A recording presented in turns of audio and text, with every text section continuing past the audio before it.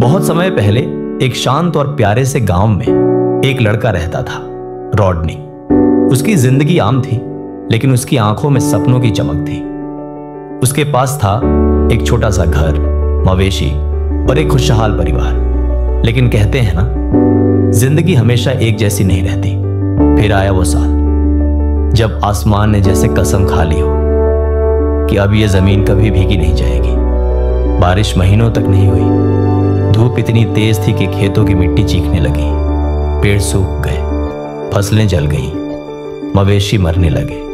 गांव की नदी, जो कभी बच्चों की हंसी से गूंजती थी, अब सिर्फ एक सूखी रेखा बनकर रह गई थी। एक शाम जब उम्मीद भी सूख चुकी थी, रॉडनी ने गांव वालों से कहा, हमने बचपन में सुना था कि यहां कभी जमीन के नीचे एक नदी बहा करती थी। क्यों ना हम खुदाई करके उससे खोजें। लोगों ने सोचा, पागल हो गया है रॉडनी।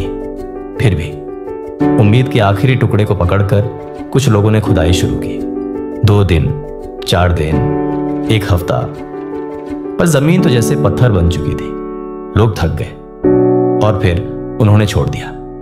लेकिन एक शख्स नहीं रुका, रॉडनी।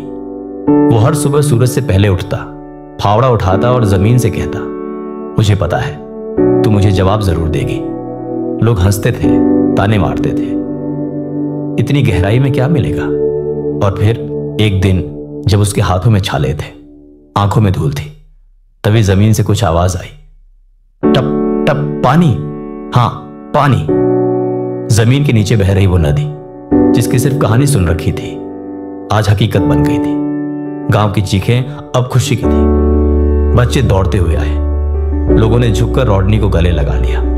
और उस दिन रॉडनी सिर्फ एक लड़का नहीं रहा, वो बन गया एक उम्मीद का नाम। रॉडनी ने सिर्फ पानी नहीं खोजा, उसने यह साबित कर दिया कि जब पूरी दुनिया थक कर बैठ जाए, अगर तुम डटे रहो तो कुदरत भी तुम्हारे हौसले के आगे झुक जाती है।